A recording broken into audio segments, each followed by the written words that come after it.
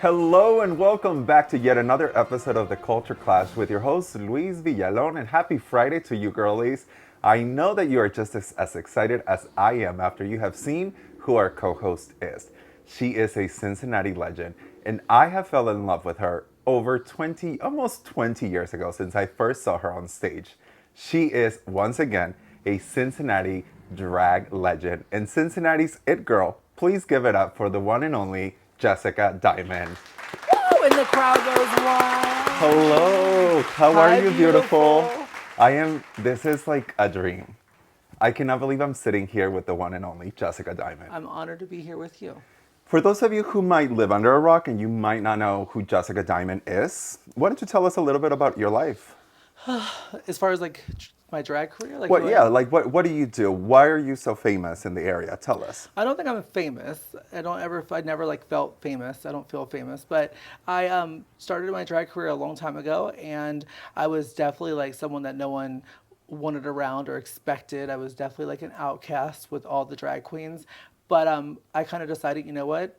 You don't have to like me. I'll get my own show, and I'll rule the city in 5 seconds. Just joking. But I really did. I went to a bar and I said, hey, my name's Jessica Diamond and I would like to run a show here. And he was like, we have no customers. Our bar's about to shut down. I said, give me 4 weeks. And I literally packed that nightclub out. It was called The Pipeline. And I started this, career. And then all the drag queens who didn't like me, they all started calling me for bookings. And then next thing you know, here we are 20 years later and I'm still rocking out. The HBIC of Cincinnati. How long have you been doing drag? A really long time.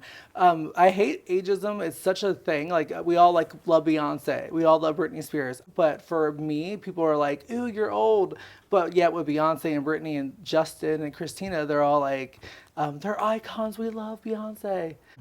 I think that in the media there will always be ageism. I hate it. Yeah, we were just talking about like drag race and how one of the drag queens who is in her early 30s is considered the older one out of the group. And I'm like, wait, when did that happen? Like, she is younger than me and you guys are considering her the old one? That's not even fair. But you know that you are a legend because of the drag that you have been doing, your activism that you do within the area. So thank you for that. You have been in various bars throughout your career. Yeah, I learned right away that a bar does not own me. A bar is not what makes me or makes this community. It's me that does it. Like the drag queens, you are just as important. The bar is just a place we go to. Because back in the day, a lot of the bars would be like, we're going to make you become this huge star, and they would fire you and your career is over. So what I did is I said, back in the very beginning, I don't know how I was so smart and genius as a fucking 19, 20-year-old kid, but I literally was like, no, I'm bigger than you. If you piss me off, I'll leave. It wasn't a bratty temper tantrum. It was not like me being this like ego person. It was me more being like fearless and not afraid to piss someone off. So when the bar owner's like, you're going to do this, and I'm like, no, I'm not doing that. And so then I quit. I would go to another bar, pack that bar out. That bar would die, and they would call me begging me back, and I'd be like, well, this is what I want. And so I just made a decision at 19 years old that like a bar does not define me. I define the bar. That's an amazing answer. I always go back to that quote of Valentina at the reunion saying, no, Shay, I did not come on the show to be a star. I came on the show to show the star that I am. Truth. And as egocentric as that sound, it's important that that we always understand our value, our creativity, our art, and put a price to that. Amen. Because in the gay community, a lot of the queens who are doing these shows, working Monday to Sunday, making minimum wage and making nothing, spending all of that money in their craft, in their art, in their wigs, and their makeup, and we don't appreciate that. We often don't appreciate that. So make sure that when you guys are going to the shows, make sure that you guys are tipping your queens. I do have one little tip for you that when it comes to tipping, because cash is becoming a little less popular. So Somewhat. yeah, I always like every time I'm at dinner and I'm like, oh, let's go out to dinner, like let's go see Jessica. I'm like, oh my God, like we don't have cash. So then I have to stand all the way in the back because then I feel bad because I'm not tipping the girls. But it is such an important thing that we understand that these girls are working very hard. And up until you make it big, you're not making a lot of money. At all. So as a new girl, when I first started at the Pipeline, when I first got my first job there as a show director, the budget was $100. That was it. Just for you and That everyone else. included me. That included every queen in the show. So it would be like me, Nikki Diamond, Tyra Brooks, Deranged, like 12 of us. We would all split $100. And I'm packing this bar out with a line down the street. And so I told the owner, I said, give me 4 weeks. After that, you're giving me a higher budget. And he, of course, thought I was going to be a failure. And next thing you know, we have line down the street. The news is coming, recording us. And I'm like, okay, now I need more money. And of course, bars are like, no, we're going to keep it $100. And I'm like, then I'll quit. Like, I know my worth. I just showed you what I can do for your bar. Your bar had no customers. Now look what's happening. So I know what I can do for a nightclub. I know what I can do for the city. So I kind of like was like, no, this is what's going to happen. And I will, and we do get paid very little compared to what we wear. Sometimes our costumes are anywhere between $600 to $5,000. You never know what you're going to spend on a costume. And you walk on stage, you make $50 in tips if you're lucky on that number, but you still are negative because the costume costs so much. But thank God you can wear costumes for a long time and, you know, have longevity with them. But it's still, when you see a queen on stage, you have no idea the makeup, the hair. Like the hair is like $200, $500. Like this wig right now, thank God was custom made for me from a friend named John Simpson on TikTok, Instagram, whatever. Hi, John. He made my hair for me for free just so I can wear it and promote it. But typically that doesn't happen. I pay for it myself. The queens spend so much money, and I am glad that we have someone advocating to make sure that they're getting paid right, that they are getting what they deserve, and people make sure that, you know, you respect that, you appreciate what they do, and come to the bar. And of course, my Venmo is Jessica Diamond, so you can always Venmo me. It's Venmo, the same name. There you go. You know So what? if you're in the back of the crowd without $1, just look me up. Listen, I was going to say what I need you to do, and this is just for you, just a tip for you. I need you to get a fan with your Venmo QR code and literally fan it out in front of people that says, "Tip me, bitch." And just pass it around so that You can't we really do that. So if you say tip me, bitch, then no one's going to tip. You can't really like expect it, or it's a blessing. When you go on stage, like you never know what you're going to make. I don't perform for tips. If it happens, I'm grateful. I'm getting paid a booking fee to be there. Of course, we love tips. It's like a server. We all want to make money, but if you demand it, they're not going to. It's a blessing. And when I go out and perform, if you give me $5 or $1, I'm honored. Like, you worked hard for your money. I don't know what your personal life is or your journey, but I think about it as I'm performing and collecting dollars. Like, that person might only have $50 in their name. They might be taking out of their rent to give me $1. I'm grateful and I cherish every moment. That's why when someone tips me, I always like make sure I grab their hand, give them that one-on-one attention to show them I'm very appreciative. That's so sweet. That's so kind. But tip her, okay? She might be nice, but make sure that you guys are tipping your girls. They work so hard. We really do. So and hard. as a new girl, the pay is really rough. Sometimes you don't get paid at all. It's lots of open stages. So once you finally get an established fee, it's still a small fee. You have to work really hard to know what your worth is. And even then, it's $100, $150, $125. It's still not like $500. Love that. Well, here's the thing, Jessica. Before we really get into the nitty and gritty, we have a little bit of a tradition here that I always ask a very personal question to all of my hosts, just to get to know you, just so that the girls can make up an idea of who you are. It's a very personal question. We sometimes say it's more personal than politics. So here it goes. Who is your number one pop star? I've kind of spoken this briefly, and no one's going to really believe me, but I swear to God, it's Ginger Spice from Spice Girls. I literally have studied her, watched her, read all of her books. I actually got to meet her in person last year. She's actually like 4 foot freaking tall. She's little as hell. But when I was a little boy watching her on TV and watching her like on Oprah and seeing the Spice Girls, to me, she was like the life-size drag queen Barbie doll that I wanted to be. She was so voluptuous and bright red hair and just big personality, and was speaking about girl power. And then I've been watching her journey since. I think she's just like an icon. Wow. So not the entire Spice Girls, but No, just Ginger Spice. That's amazing. Now that you say that, like, I see your fashion very inspired by her. Your whole aura is very inspired by Ginger Spice. Truly, So it makes a lot of sense. And she does a lot for charity. She does a lot of hard work, and she's not just Ginger Spice. Like, there's a lot more exterior to her, which kind of is like me. Do you remember maybe like the first times that you noticed her, that you were just like in love with her? I was literally in high school or whatever grade it was, but I remember I would just talk about her, and all the classmates were like, "You're gay," and I'm like, "No, I'm really not. Like, I'm just a cute little boy, like whatever." But I think it was kind of like my coming out story by my obsession with her. But I would just watch her, and I would go to the library at school, and I would look her up and like just see different outfits she was wearing, and I was so enamored by like all of her beauty and her costumes and how like she grabbed Prince Harry or the prince's butt. Like she was fearless. She did She was not care fearless. about stuff, and she was groundbreaking. So I just remember watching that and just thinking like that's going to be me. And you got to tell her this last Yes. time you met her. I literally bent down. And I was like, "You have no idea. You helped me be who I am today." And she was like, "I have no idea like what it would be like to be a trans person in today's world." She was like, "I think about trans people back in like the '60s, and now today it's almost worse." And she was like, "How are you doing?" And I said, "It's really rough. Um, it's very scary to be us because we're painted as the picture, the monster on every bathroom. Like everyone thinks that trans people are going to hurt children. I go live every night on TikTok, for example. People come in and they're like, "You're going to hurt children. Never use a bathroom again." I get like, we get so much I'm sure. hate right now, and for some reason, people have painted this picture of us. And I'm like, if you can Google and find a trans person that hurt children, please let me know in a bathroom. Like, you can find that more with heterosexual straight men that are doing that, not us. So it's like a false narrative, and it's just really hard to be trans today. It's really scary.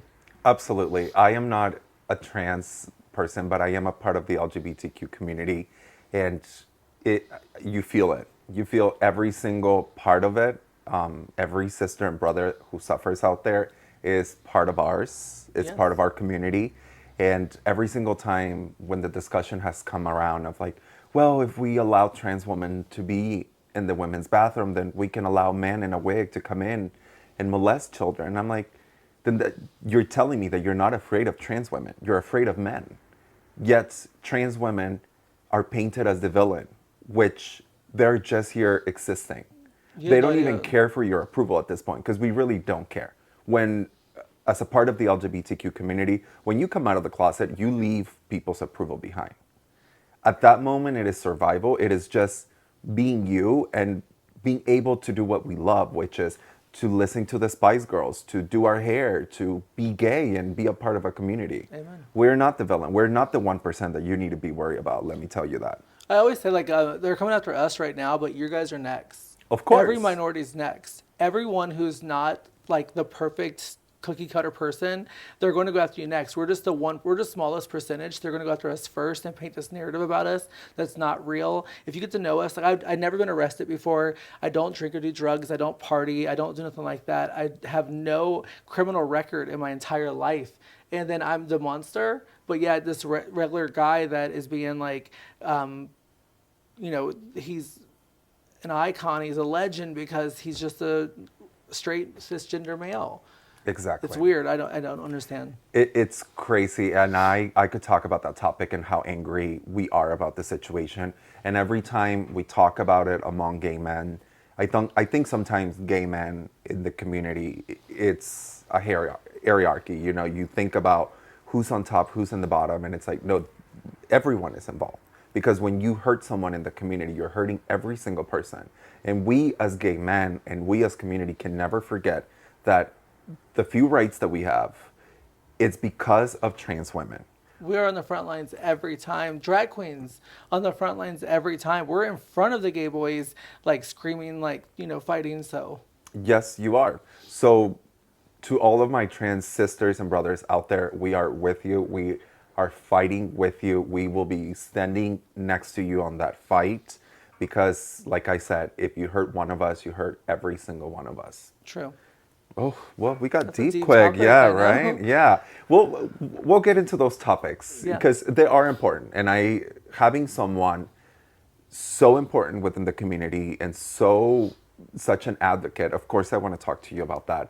But I also want to get it's sometimes annoying for us to either be on a podcast or on a show because it's like, oh, please tell me how awful your life is. It's like, how about I tell you how amazing our life is? Well, I can tell you how awful things are out there in the world for trans people, but I can tell you exactly how much I'm thriving. Because of what's happening, queer spaces are really packed right now. People are going out and supporting us. And I think that because queer, like gay bars are our safe haven. Like we don't have a church. We might have a church, but I'm saying like we know to go to a drag show. We know to go to a gay bar.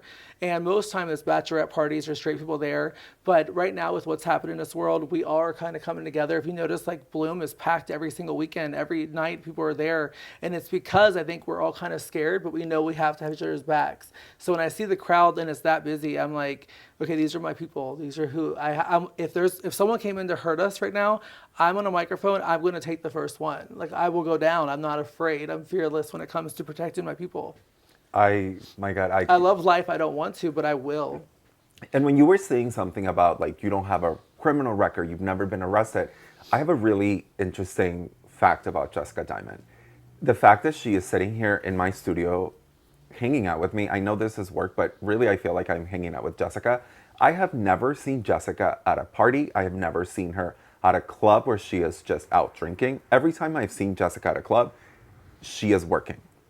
I've never seen her like at a random house party. I've never seen her drunk. I've never seen her on drugs. I cannot speak for everyone. And if there are people, trans people or drag queens or people of the community, fine, because we also have the freedom of doing those things.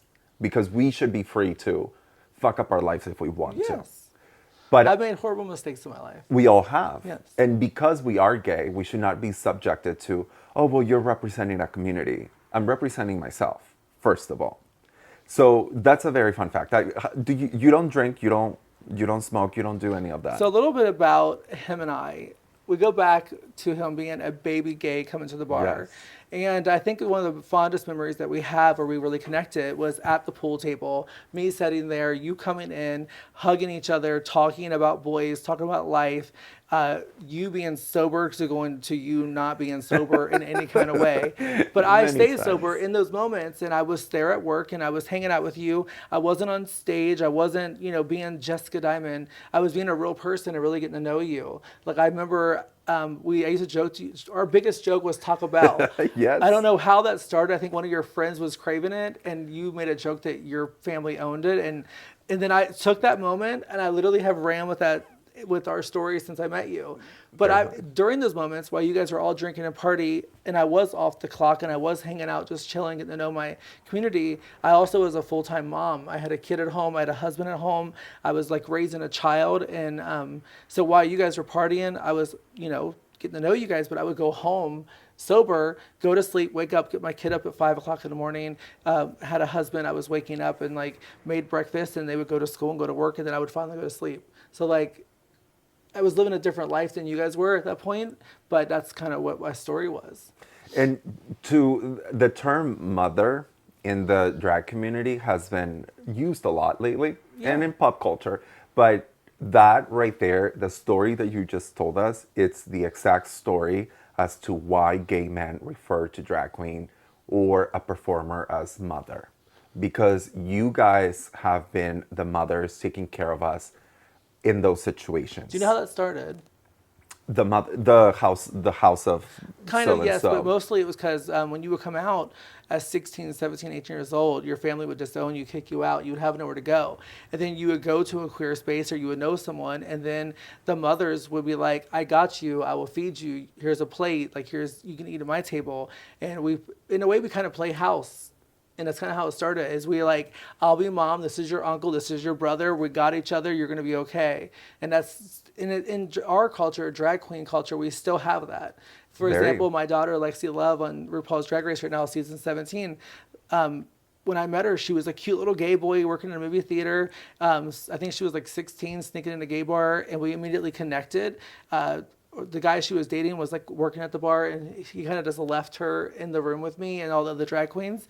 We connected, and then our story literally has evolved to today. I'm still a part of her life. I'm still her mother. She still comes to me at the worst moments of her life, crying or upset, and I have to be strong and stern, but also be super sweet and soft. Shout out to Lexi Love. She is a local queen as well that we have also known her since we were Babies. very young. Yeah, baby. And to that story, I want to give you a very quick story. I don't think you do remember this. I don't even think I met you that night. My very first time going to a gay bar, it was New Year's Eve of 2008, I believe.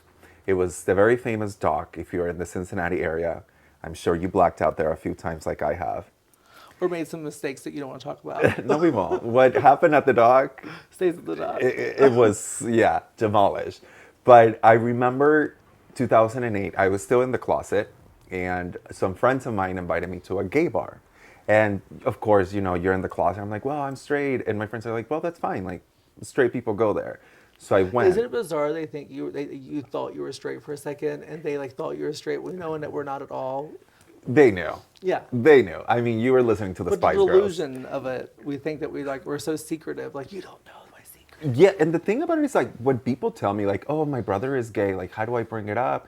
I'm like, "Listen, honey, he's not trying to lie to you. He's trying to lie to himself. He's not trying to convince you that he's straight. He's trying to convince himself so that he can have a better life."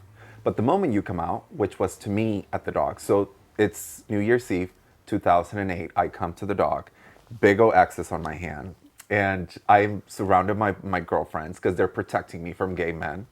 And I'm dancing, and I cannot. When I saw you, I saw Bella Dolce, rest in peace, on stage. I was dancing. There were all these men, there were all these lesbians, there were all these drag queens. It felt like I am home. This is where I belong. This is my chosen family. And like you said, that has been our church. Not to disrespect the church with comparing it to a nightclub, but straight people will never understand what it's like to hold your partner's hand in public and feel afraid that someone Especially is, back then. especially back then. So the dog and many queer places have been a safe space for us to be there and be ourselves without feeling like someone is going to hurt us. Amen. So thank you. I have been around in the gay community. Unfortunately, we have lost a lot of drag queens in the community.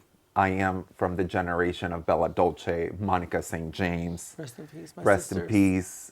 Penetration, who is no longer in Cincinnati. She's here. She is? I thought she was in Louisville. She was a pizza. No, she's here. Penetration. I always see Oh her yeah, in her and Louisville. her husband Will. They have a pizza place right up here in Western Hills. Make sure you go order your hoagies. I heard they're really good, and your pizza.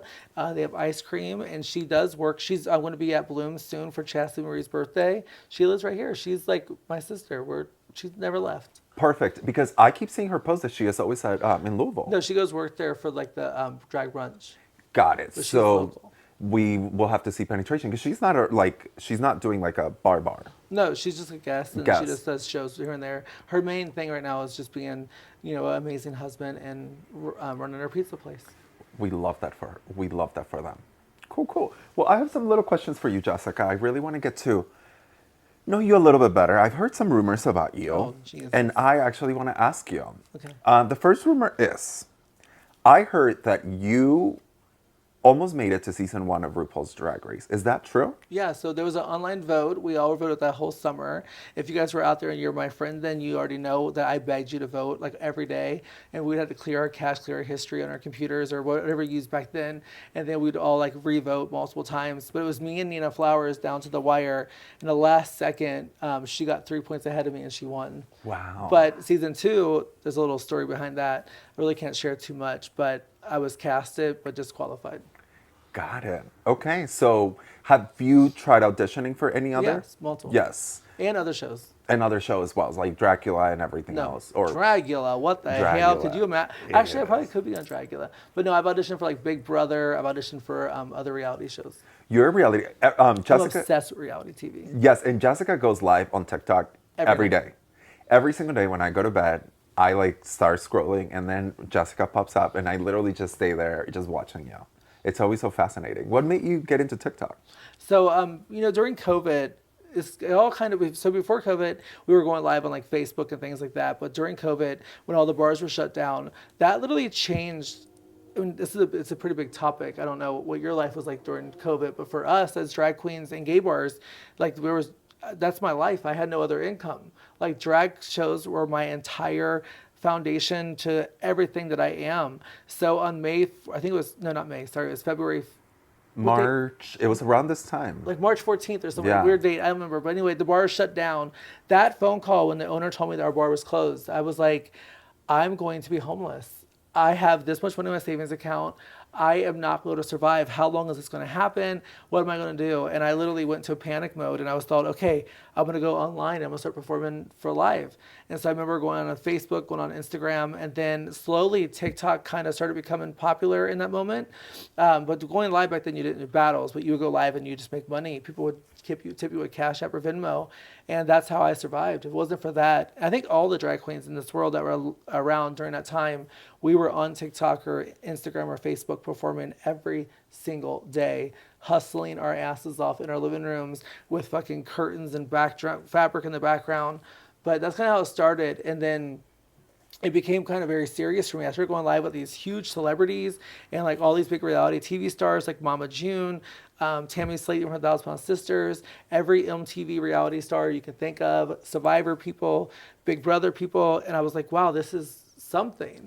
And I just kept developing it. And everybody's like, what are you doing? You're wasting your time on TikTok. And I was like, no. So from March 2022, I have not had one day off from TikTok. Wow. I go live every single day.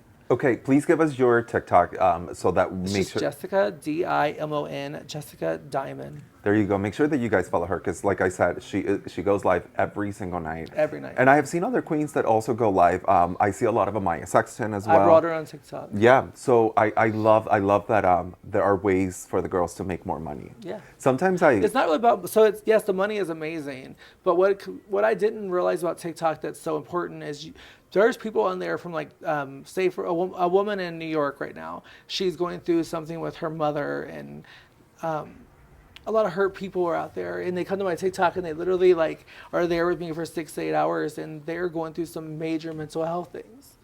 And I don't know, it's kind of like I'm not saving their life, but it's where they can, only place they can go for safety. Sometimes that's all you need. Sometimes you don't need a therapist. You don't need any expensive items. Sometimes you just need someone that you can take your mind off of. And it makes you feel important. Like me saying, hey, I love you, what's going on? We're talking. And I never talk about my TikTok as if it's mine, it's ours. So when I'm like, we have to do this, we have a battle coming up, or we have an event coming up, or we have to hit this goal, I'm never like, you guys, I have to do this. I'm like, we have to like accomplish this goal. And I show them this is what TikTok is wanting us to do. TikTok's a business as well. Yes. So as a streamer, you have to do certain things. You have to be in certain leagues. You have to get so many diamonds. And I'm very transparent with my team. I show them what's up. I explain to them what's happening.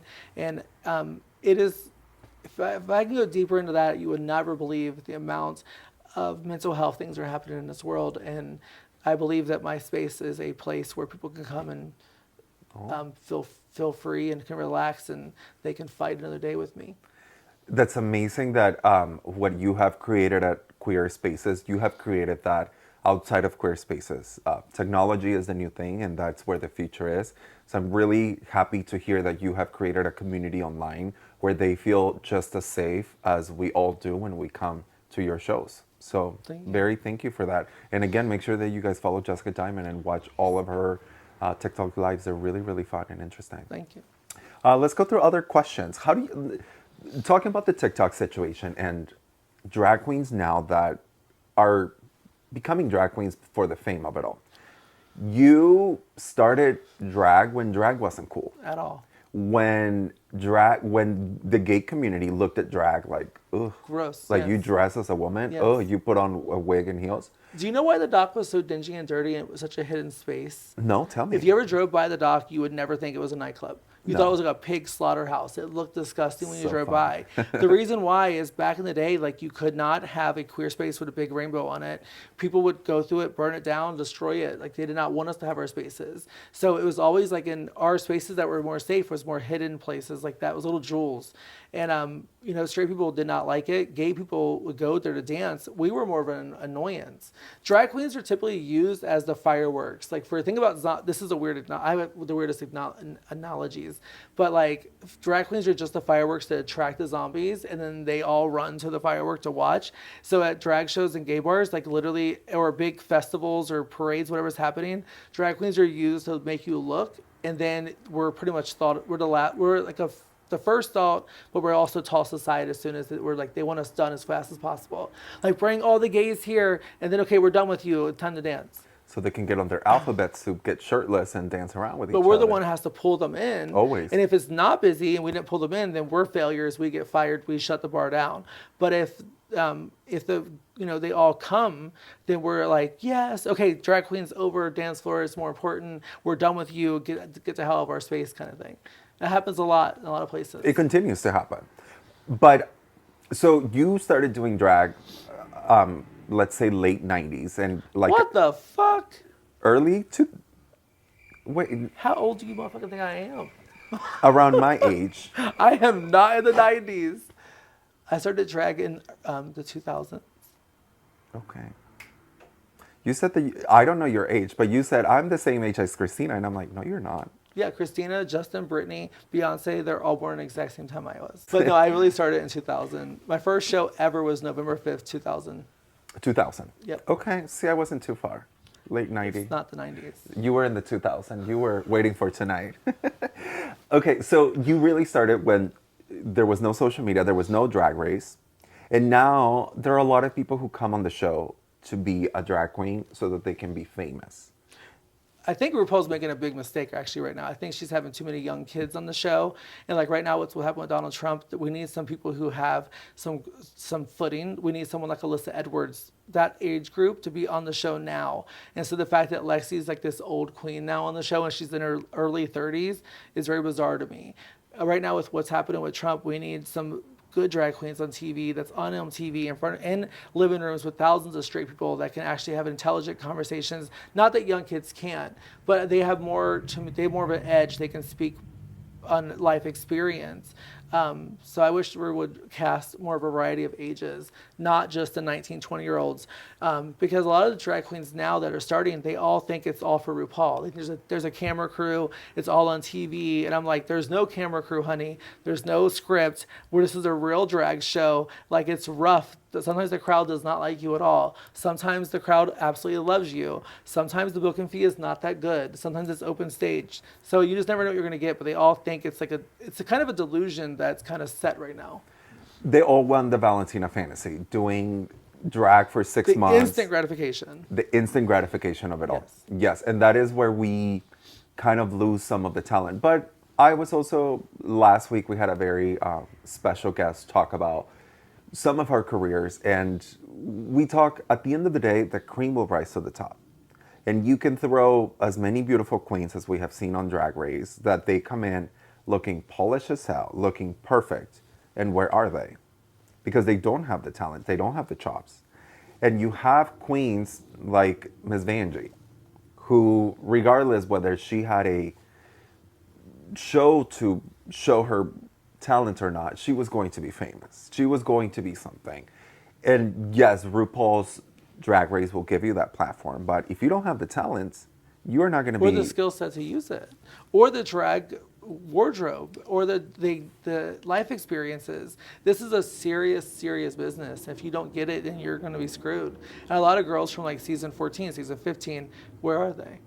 Exactly. Season 7, where are they? Even season 16, like the last season that we saw. I can't tell you one girl from season 16, besides that one, I don't even know her name, but there's one. The one that won, what was her name? No, I don't even know that one. See, so like I said, the cream will rise to the top. We were just talking about like the winners. We have seen people who have never won the show, who are far bigger. Yes. Alyssa Edwards, Valentina, Brooklyn Heights, people that never got the crown and they got a bigger paycheck. Amen. Yeah.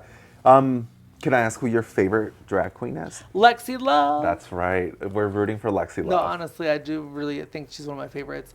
I am a reality TV junkie. I'm watching the TV show on Peacock called Traitors. I'm a huge Big Brother fan. Like, I've been watching Big Brother since the very first season. I have auditioned many years. I've been to LA, almost gotten the show, was an alternate multiple times. Like, that is my show. Survivor, I've watched every single year.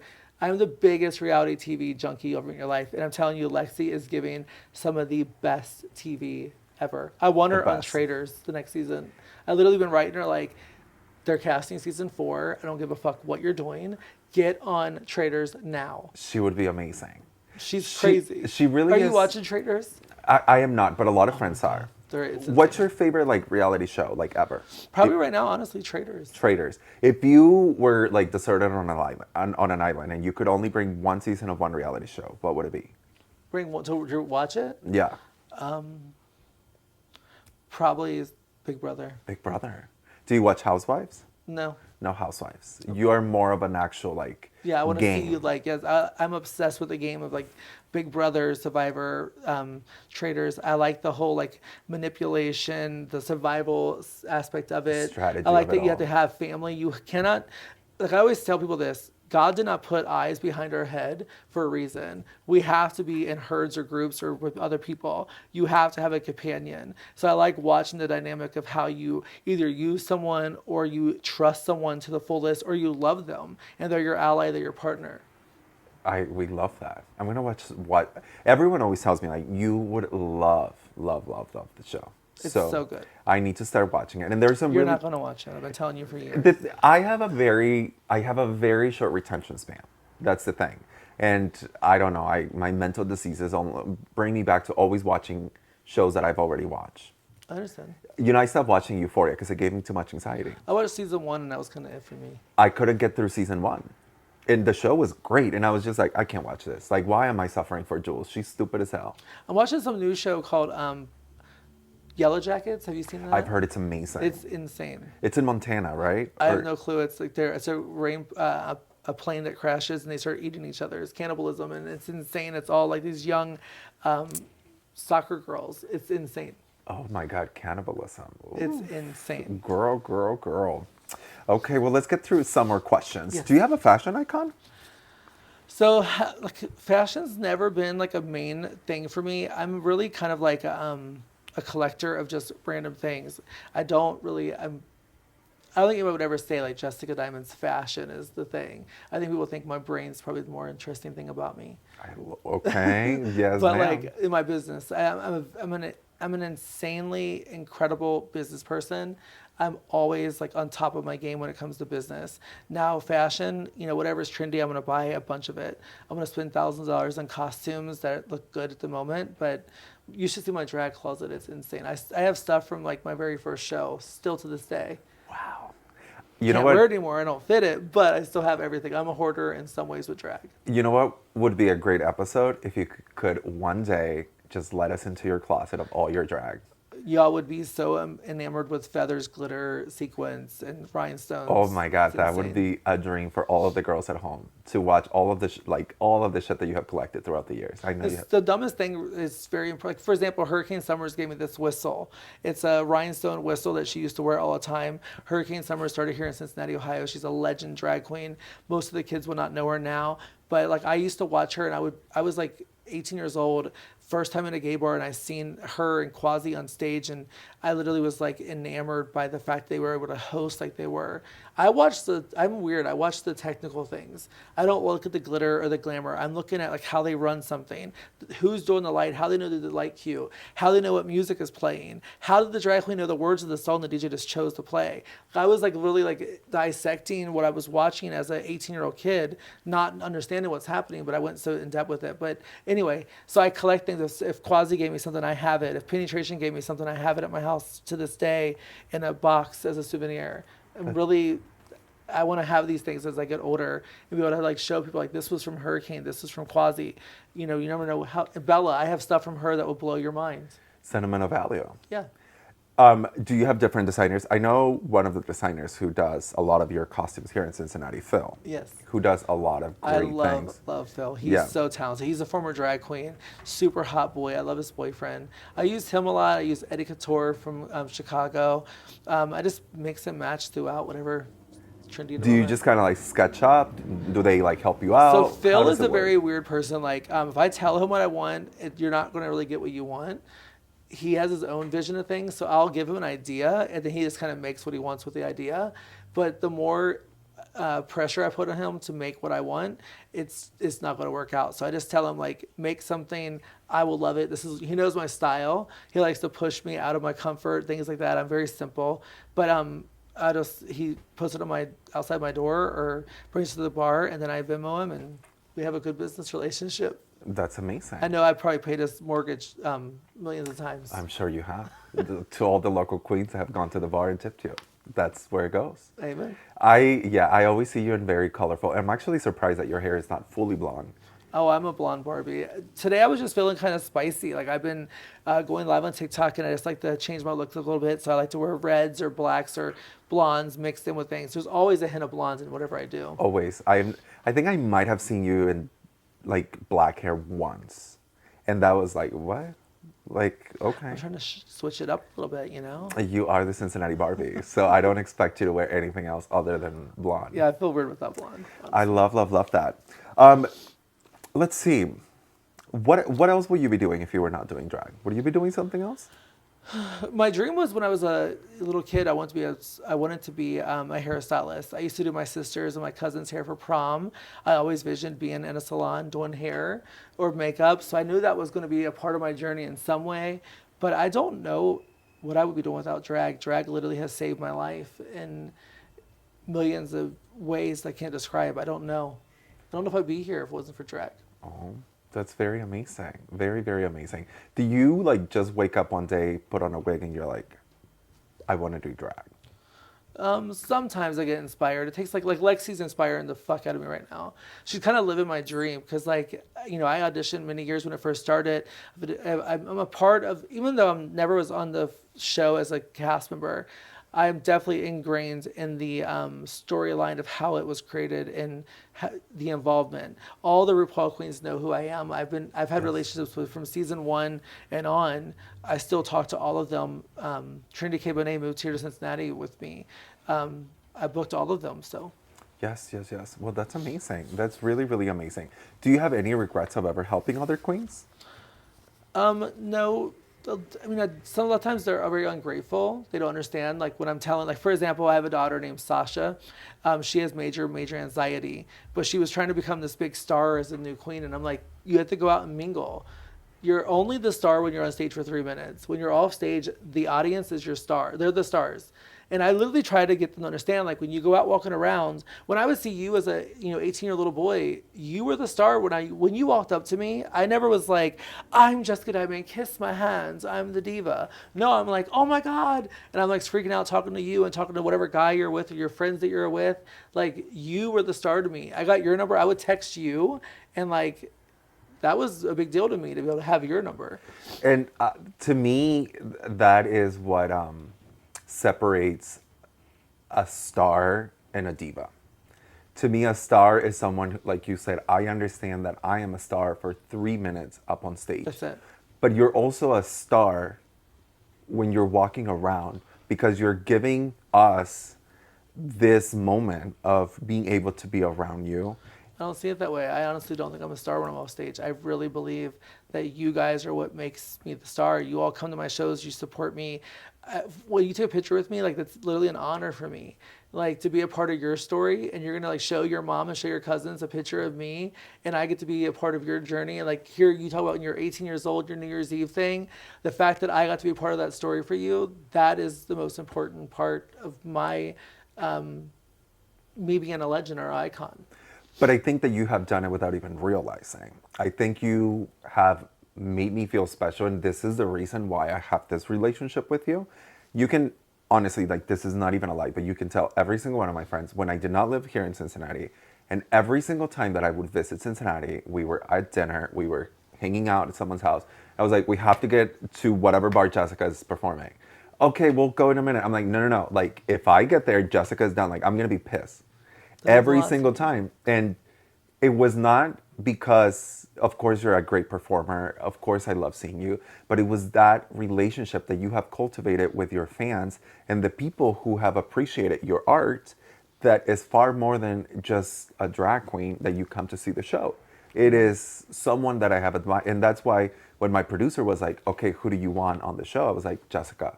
Like, I know it sounds crazy. I don't know if she'll have the time. I don't know if she'll be wanting to do it. I'm like, but I just will love to, because it's such a 360 in life to be sitting here with you and Same for me. hearing your story and how amazing you have done in your life, seeing you do so good. The story is amazing. So Thank you for having me. Thank you for thinking about me. And I'm glad that you cherish the relationship that we have as much as I cherish with you. And it's not like a fake thing. It's very genuine. Those nights at the dock and the pool table, and then when you come back from Chicago to see me and I would see you in the audience, like my real light up was honestly like true. I was very excited to see you. well, thank you, because I always thought that I was just the little kid at the candy store every time I saw Jessica up on stage, Oh, because I would always just get so excited. Andrew Krabs, which you know, every single time, like we're like, can we get to the bar? Like I don't want to get there, Jessica be done. Like at least one number. So thank you for always you. making our nights very, very, very, very special. One thing I do want to talk to you, and I know you have a lot to say on this. When it comes to a drag show, as an audience, there's only one rule only that we have to follow. there's more than one. But go ahead. The main one that I'm going to say without even being a drag queen. Do not get up on the fucking stage. When a drag queen is performing, you sit your ass down, grab your drink, grab your dollar, and tip. You wait your turn to dance. Amen. You have no idea how much that bothers me when people. So as a host, I have to go out and I'm the bearer of bad news. When there's a bachelorette party or a bunch of cute gay boys in the audience, I have to say, number one, do not touch us without consent. They think it's okay to rip our costumes, to pull on us, to rip our hair, whatever it is, or to grab us. It's not okay. You should not touch us without consent. Our costumes are very expensive. You know, putting a dollar in my chest. I have so many paper cuts in my chest you would not believe from people stuffing it without consent. If they would just do it, you know, a little easier, that'd be nice. But anyway, so consent's a big thing for touching us. And then also like dancing with us. We only get 3 minutes of time on stage. We might get like 3 different numbers, but just be respectful of our moment. And then also like never turn your back to a queen. When we're performing, if you're in the audience and your back is turned towards us, that is the biggest sign of disrespect. Always face, if you're having a conversation, face the queen and talk this way. So like, don't turn your back. It's disrespectful. You should never do it to any celebrity or anyone that's the speaker in any kind of way. So I try to like, you know, let them know the rules. And then, of course, you should always know where your exits are in case of emergencies. And then, of course, you should always tip the queen.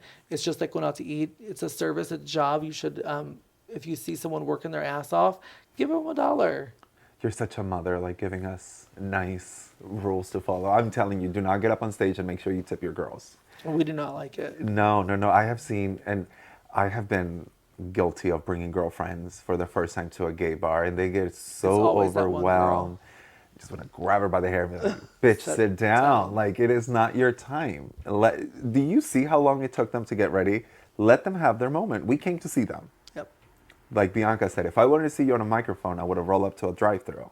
Amen. So sit your ass down, and then you can dance later on. We can dance. I do later love on. that like the gay boys will rip us apart. They'll talk about our costumes and how horrible our hair is, or I've seen her wear that costume 6 different times. The gay boys eat us alive. They are so critical and hard on us. But as soon as like that one girl or that one person gets on stage, that straight guy that's trying to disrupt us, the gay boys will literally grab them and stop them. They're so protective of us, but they're also so hard on us. Yes. When I watch the viewing parties of RuPaul's Drag Race, I listen to all the gay boys, and people are like, "Ew, that outfit is horrible." You have no idea what that queen thought about when she put that on, and we're ripping her apart. I kind of hate that aspect that we are so critical and mean.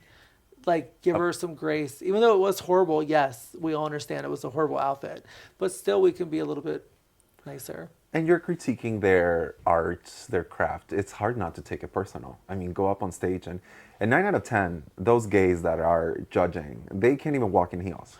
Oh, I make that a point to prove it out.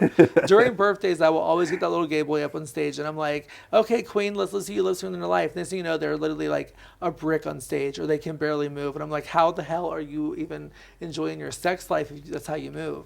But they're the first ones to rip us apart. And I'm like, Girl, you couldn't even do half of what I did. at Not all. even. But yeah. Well, I have a question from someone very special from very far away. I know you might know him. His name is Blake Van Winkle. Oh my God, I love Blake. Whenever I think about you, I think about Blake Van Winkle and a couple others. Shane Smith. Shane Smith, and then there's one with Evan? Collinsworth or Evan Van Winkle? Van Winkle. Yes, Yes, Evan. yes. Well, Blake Van Winkle sent me very few friends know that you are sitting here with me because I wanted to surprise them all. But I reached out to him and I said, I am having a star on the show, so I need a question. So he asked me, is there a favorite number for you to perform? Honestly, like my favorite performer to perform for a long time has been Dua Lipa. I literally have been obsessed with her music. I'm a huge fan. It's the comfortability. Her beat is always really like good. The crowd always gets uplifted. I'm kind of phasing out a little bit with her right now, but that's been my go-to situation and everything. Miss Dula Peep, she's your... I do like performing her, but right now I'm kind of not. I'm kind of finding out what is my place. I'm liking Charlie. I'm liking just different things. I'm just trying different things, but that was my go-to was her. I always love when you do a Britney Spears song.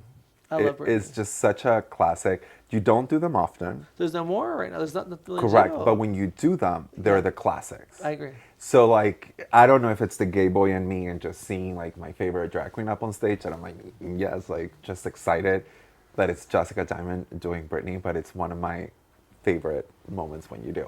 I love Britney. Do you have any? I know that you deal a lot with drag queens coming in and booking them onto the show. She, by the way, really quick, she is at Bloom Thursday, Friday, Saturday, and then Sunday morning for brunch. Yes. So make sure that if you guys are in the Cincinnati area, and if you're not in the Cincinnati area, like please make time to come visit Cincinnati. It's a really, really great city with great drag performers. I was talking to someone the other day who was here from out of town, and they were amazed by the drag shows. I'm like, yeah. I put a lot on my queens. I'm very hard. I'm not an easy show director. I don't want rips and pantyhose. I don't want holes in your costumes. The audience should never be able to look at you and see holes. I literally am backstage with, this is no joke. If a queen has a hole like in their shoulder, I'm the queen that's threading a needle, and I'm literally sewing it as the queen's walking on stage and not allowing that to happen. And then the queens all backstage now knows to start sewing. If there's a hole, fix it. If there's a runner, switch your pantyhose. If your shoe's broken, switch your shoe. Because I know you guys are going to eat us alive. You are used to RuPaul's Drag Race. So those little tiny small details, I work so hard to make sure you guys can't see them. And those are things that we don't see because we just see the drag queen go up and do her number. Yep. And sometimes we don't, like I said, we don't appreciate those things. But I'm glad that you're here teaching us the mother that you are behind and in front of the scenes. So thank you. Let's see, any other questions? Oh, about the bookings and all that. Has there any, you don't even have to give us names, but has there been any like difficult queens that you have worked with? Yes. I can literally go on and on. You will not believe the delusion in our culture and our scene as drag queens. Some of the delusion is really, really hard. But there is some pleasant, incredible queens out there as well. Who is the most pleasant one that you've ever experienced that you were just like, wow? There's so many. Like the one that really has blown me away probably is, I really like working with Chastity Marie. She's my daughter as well. She's very sweet. She's a little hard. She's like a rose. Like you can really enjoy the beautiful flower, but don't forget there's thorns and she will stab you kind of thing. Like you will bleed a little bit. So like she's like a perfect. She's a big part of like my safe space right now. And she's your drag daughter. Yeah. How many daughters do you have? A lot. A lot. I have a daughter working at Piranha in Vegas right now, Demi Sexton. I have Rita Delanova in Florida. Nichelle Cartier's still here. Chastity's still here. Lexi's on RuPaul. I have drag sons. I have drag king kids. I have a lot. Do you have a drag mother? Yeah, I have a couple. So one was Shirako. She's one of the before me, before I was even in Cincinnati, like thing. There was a queen here named Shirako. She was a black queen, trans queen, and she would go downtown on Vine Street or go downtown at Fountain Square, and she would paint things, murals, like these big photos, like pictures. She opened a nightclub here called Venus at one point. She used to run a bar called the Warehouse. She literally was the it girl. Like she was everything that you can imagine, and it was like 80s, 90s. It was really hard back then to be them. But when I met her, she was like, put stilettos on, never wear flats. And so when I go on stage, I have to make sure I always have a heel that's appropriate because I think about her. And then she just taught me a couple of things about the business and how important it was. Like she's the one who said, "You're only the star for 3 minutes, sweetheart. They're the stars. If you, the moment you think that you're the star, they will stop respecting you." And I was like 18, 19 years old when she told me that. I was like, what does that mean? And then I started realizing like, wait, that is the truth. So that was where that came from. So Shirako, look her up. And then my other one is Amelia Black. She's a queen that lives in Texas right now. She lived here for a little while. She impacted my life gigantically. I don't know if I would have like stayed on hormones or fully transitioned if it wasn't for her supporting me. One time she told me, she said, "Your hands are big. You are 5'11". You are a big fucking dude." She was like, "But guess what? I can teach you how to be the most beautiful lady in the entire world." And she gave me like the knowledge of like how to like have your nails painted all the time. You know, when you leave the house head to toe, you should always be presenting yourself the best way you possibly can. And she gave me like the power to know that I can be 5'11" and be a fucking beautiful queen, a beautiful woman in daytime. I can go out in public and not be afraid and be fearless and be myself. She was a big part of that.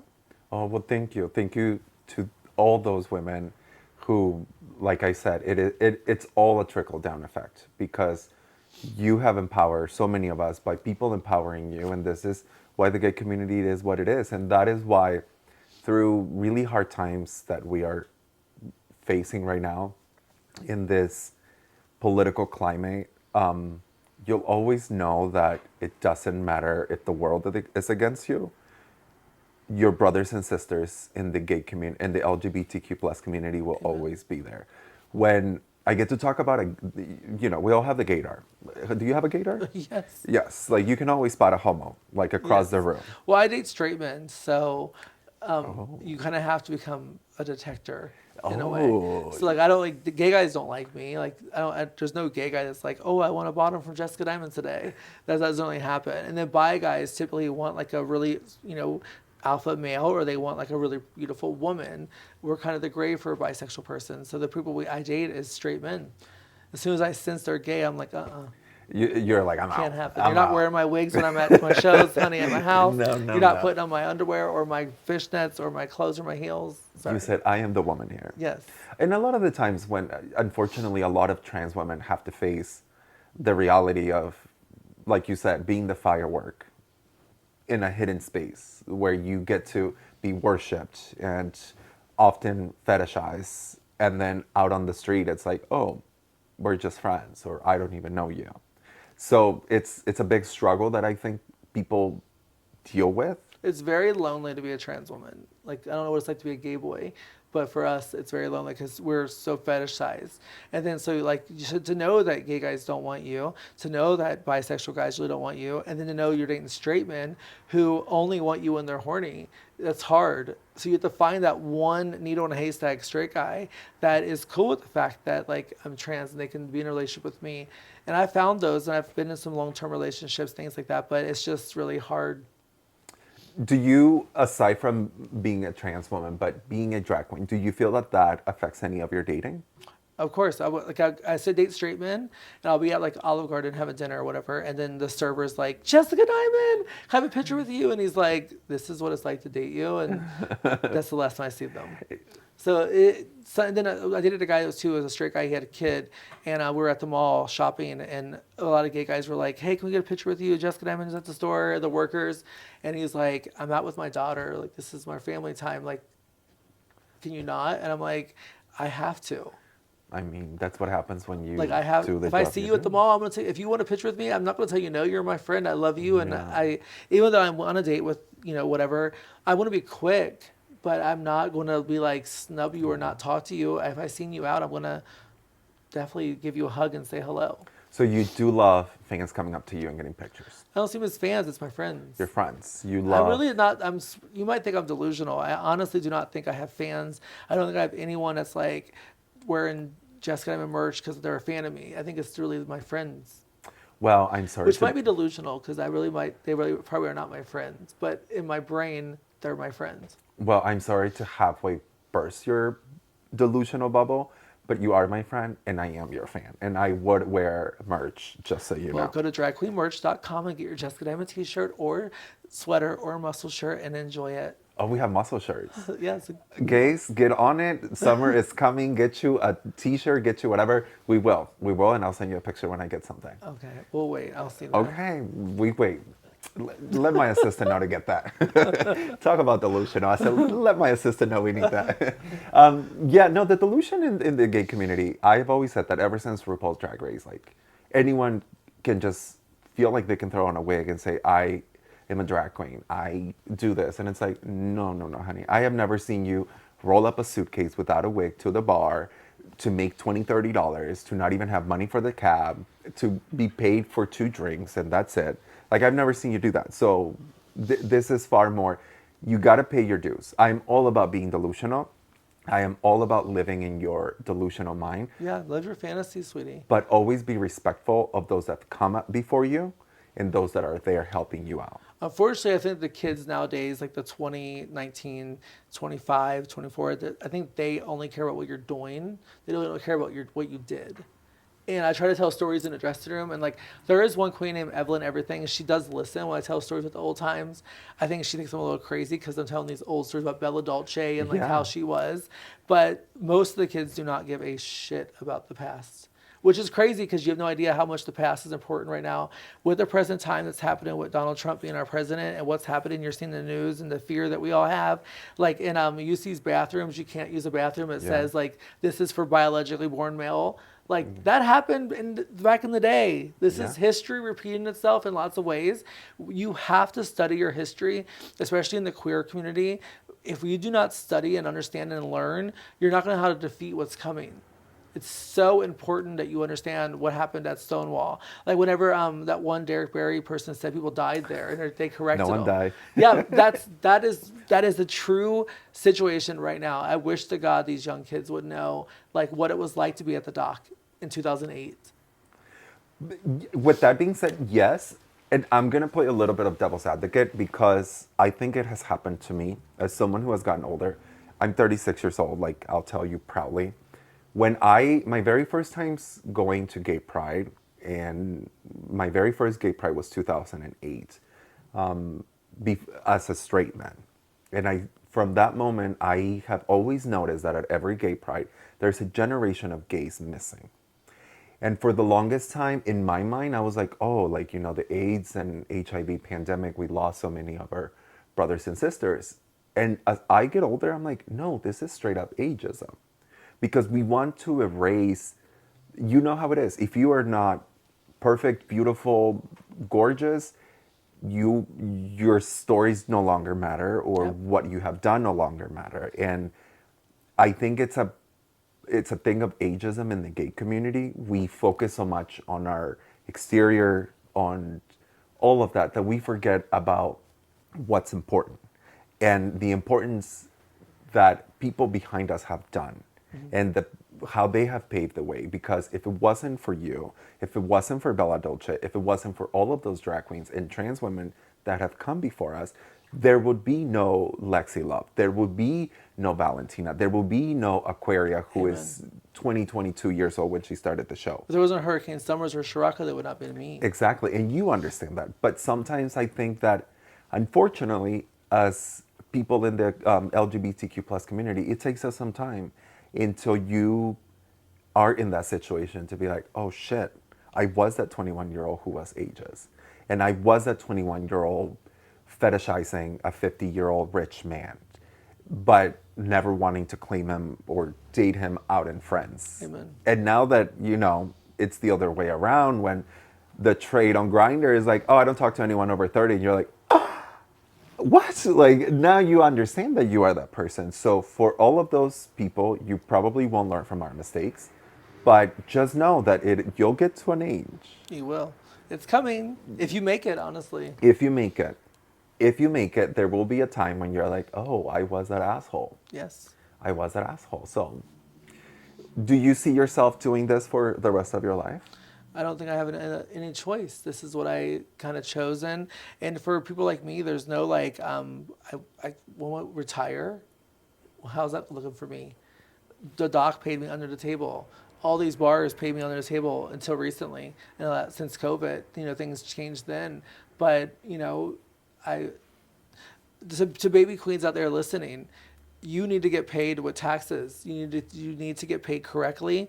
You need to make sure it's a check. You need to make sure the bar is being held accountable. Don't do this under the table stuff like that. And think about your future. It's very important. Your future is going to come. You're going to be 40 one day, and you're going to be like, holy shit, I have nothing to show for it. Yes, I was going to ask if you had any advice for anyone wanting to do drag, but I think you just... Don't do it. You say we're already too much. No, I'm just saying, like, it's really hard. First off, if you're, as a new drag queen, I'm telling you, if you're a little cute gay boy, gay guys will not date you. They're going to treat you differently because you're a drag queen. If you have wigs in their house, they're going to act different with you. I think that there is... drag bans coming our way right now. I think that there's a lot of things happening, and I think if you're going to do it, you need to be truly prepared. You need to have a day job. You need to have an income. Drag is not cheap. If you think it's going to be cheap and you're going to make an instant buck, it will not happen. No. If you cannot invest, have a level head. I mean, if you're going to do it for real. Be serious about it. This is a real job. Wow. We're honestly frontline workers in lots of ways. Well, yes, you are. Thank you. That is beautiful. Thank you for your advocacy. Thank you for being the fabulous person that you are, for being the most beautiful firework, as you like to say. You really, aside from being a drag queen and being a great performer, I look up to you. I respect you. I respect your art and what you bring to the community. The Cincinnati, Northern Kentucky, and tri-state LGBTQ community would not be what it is without you. And I can't, nor do I want to imagine this community without you. So from everyone at home watching, everyone here in the studio, thank you so much for everything that you do. Thank you for being yourself. And thank you for being on this show and supporting our little show. I'm so proud of you, like hearing how you developed this and made it and thought about it, and now it's happening today.